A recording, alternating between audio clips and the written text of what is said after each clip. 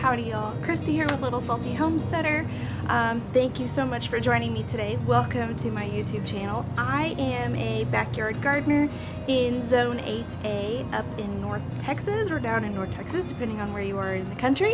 If this is not your first time joining me, welcome back.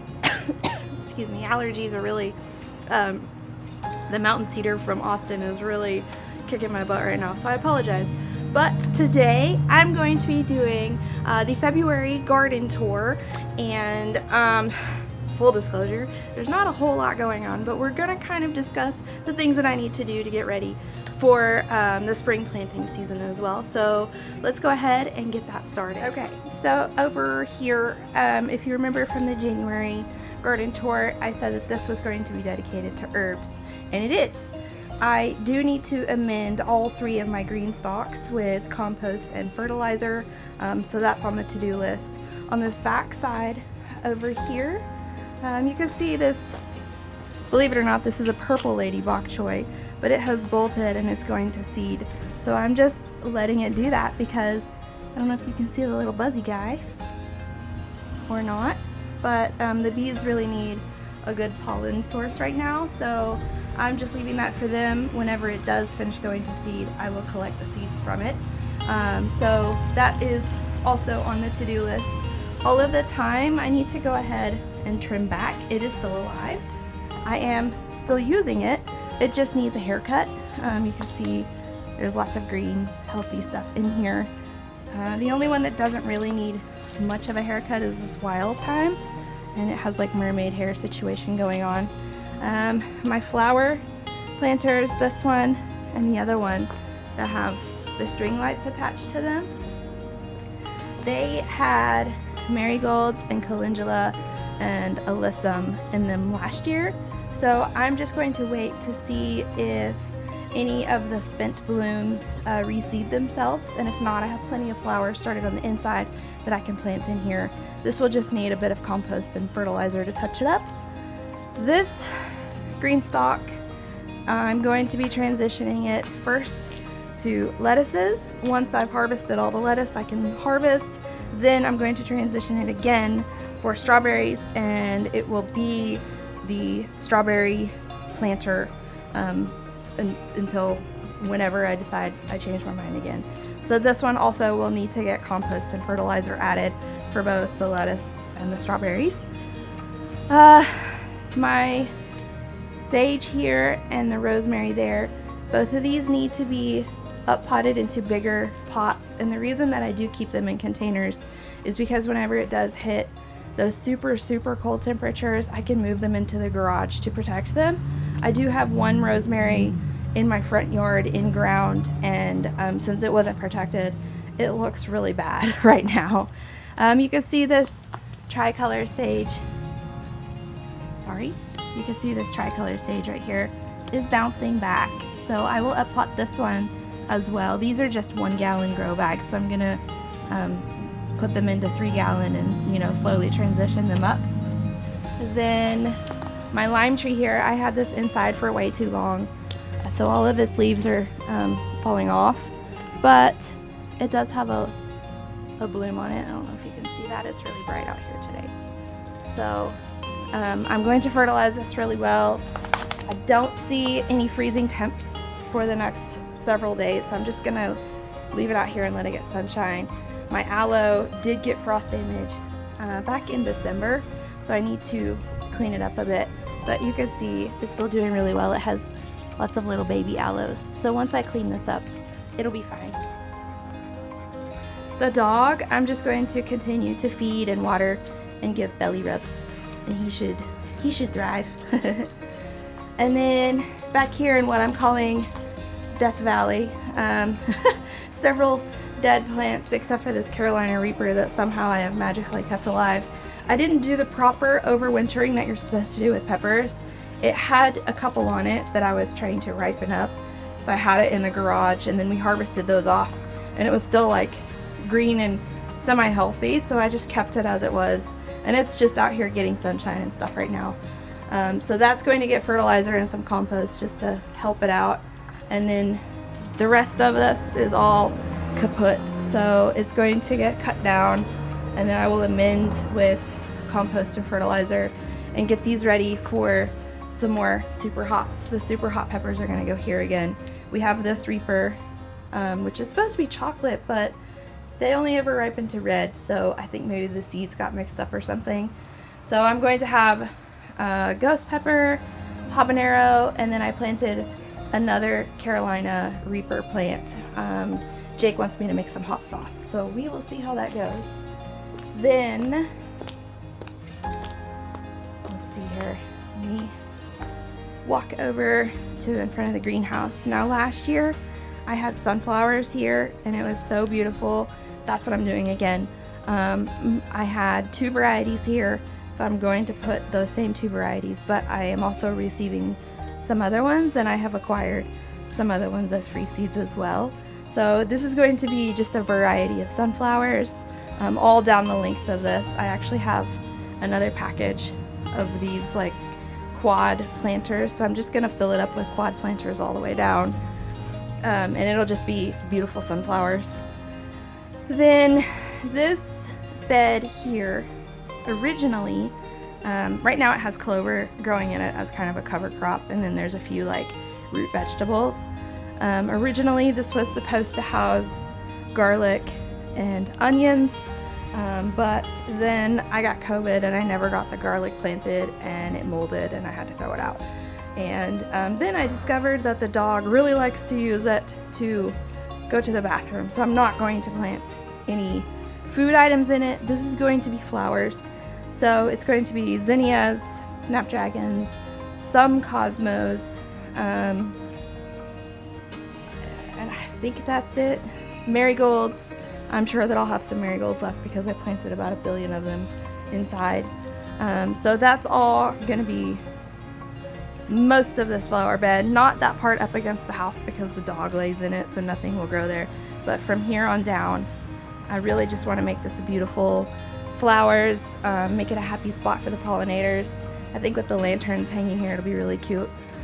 And that, yeah, I don't think there's any more flowers growing in there, but I could be wrong. I could be forgetting something. So now we have the 2 raised beds. So when I got these and I assembled them, I don't know if you watched previous garden tours from 2022, but I had a ton of buckets and like grow bags all along this fence. I had them like 2 deep. So I used those that didn't have anything growing in them to fill these, and then I topped it off with bagged compost. And then I went ahead and planted some stuff in it just to try to get something going, trying to get the microbiomes, you know, in the soil activated and stuff. But as you can see, I planted this stuff in December, and as you can see, it's not growing very well. So I did a soil test in this bed.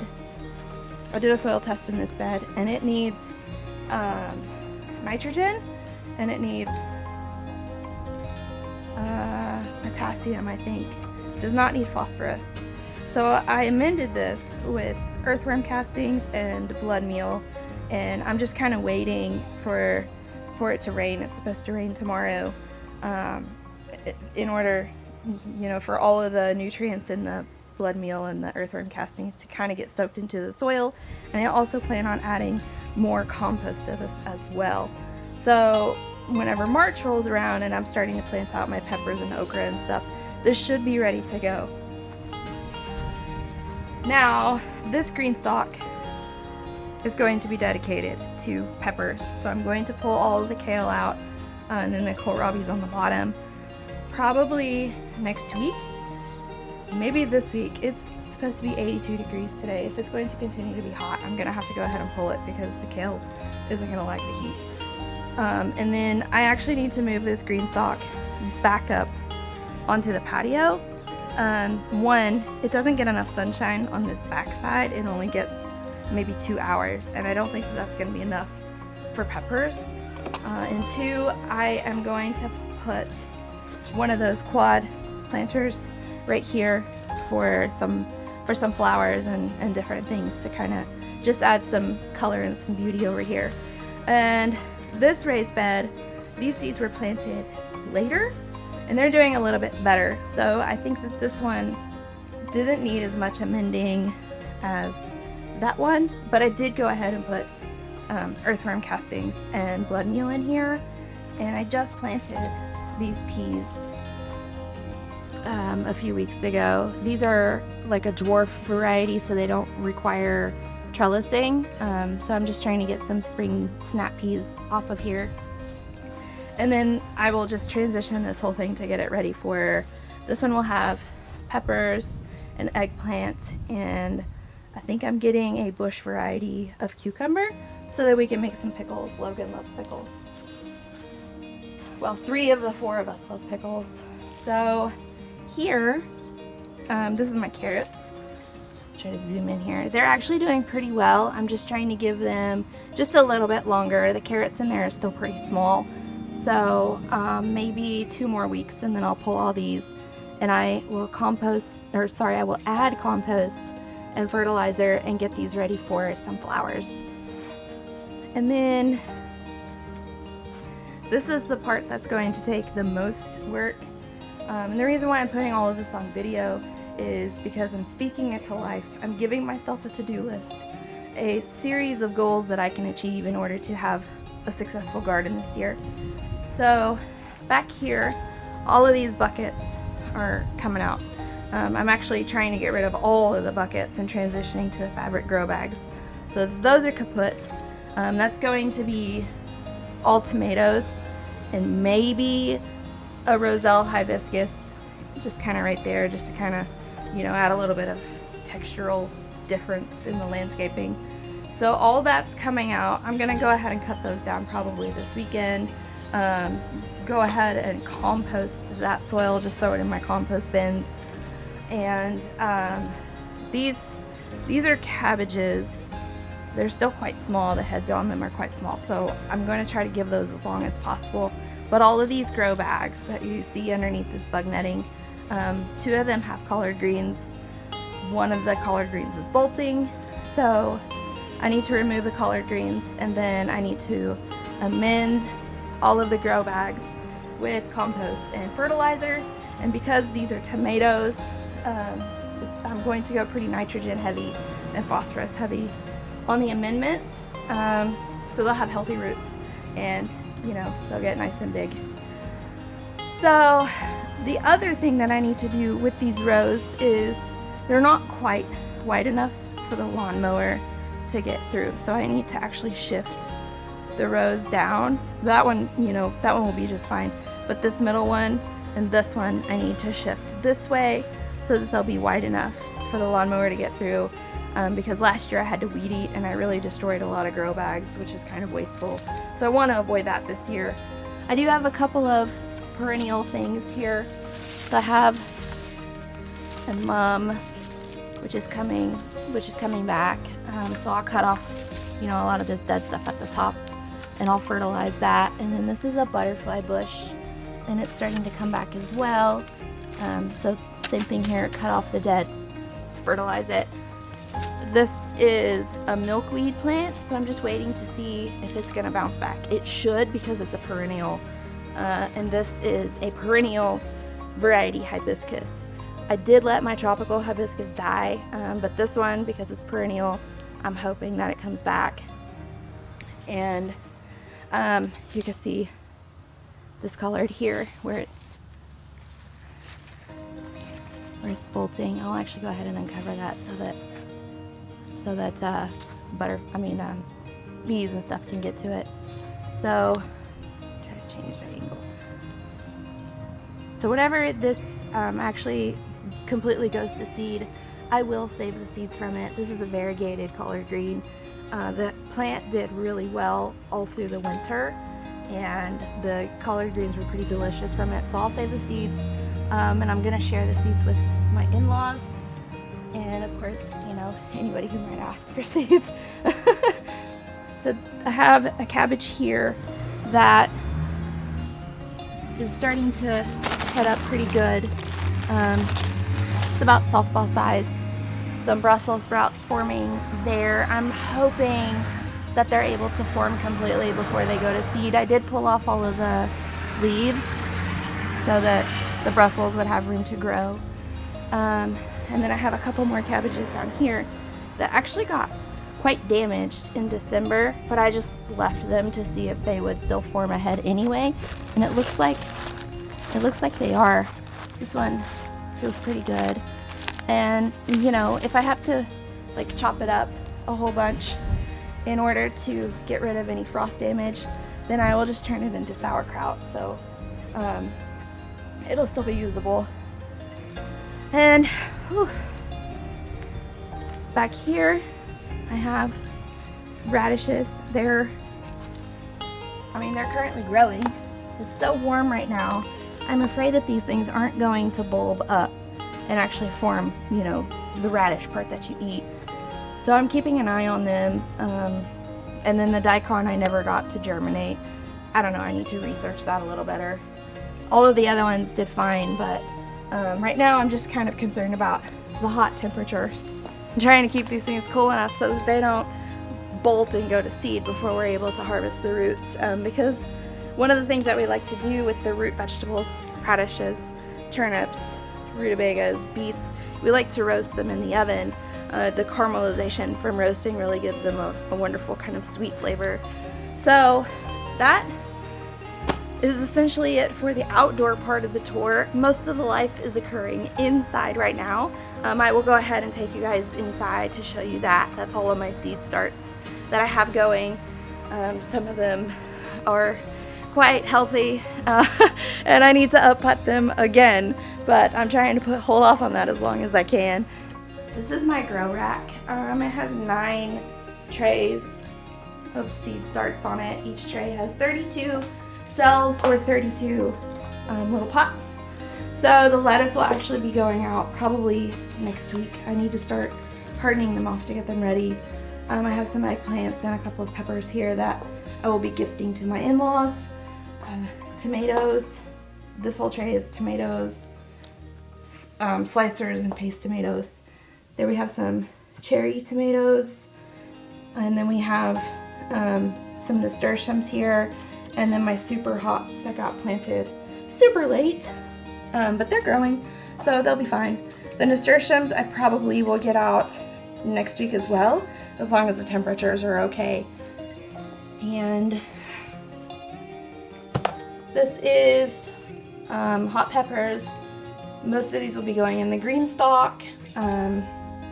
I have a couple of extra, so I will have to determine what I want to do with them. Then most of this one is marigolds, and then I have some culinary herbs for the herb green stalk. And this is pretty cool. I have fenugreek. My husband is half Indian, so we make a lot of curry. So I thought it would be cool to have fenugreek and cumin, because both of those are commonly used in the spice blends.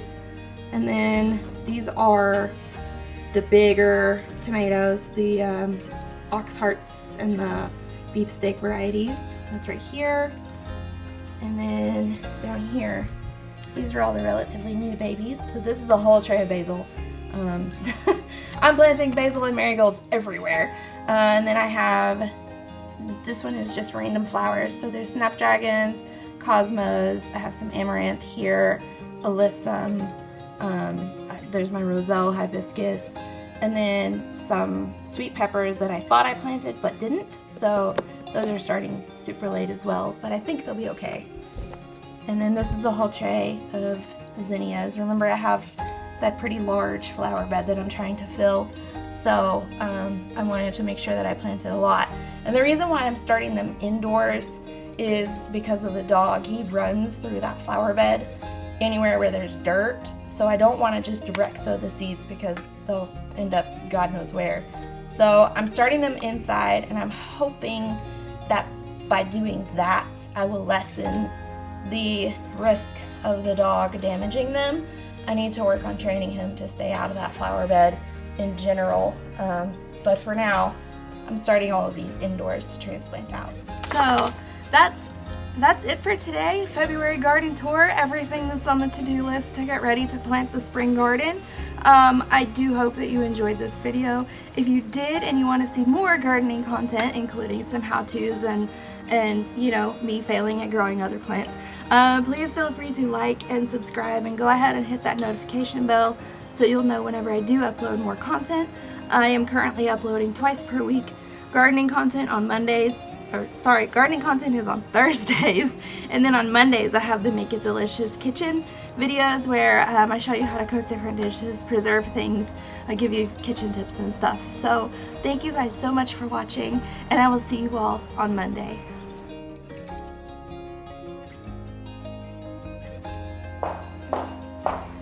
Click, clap.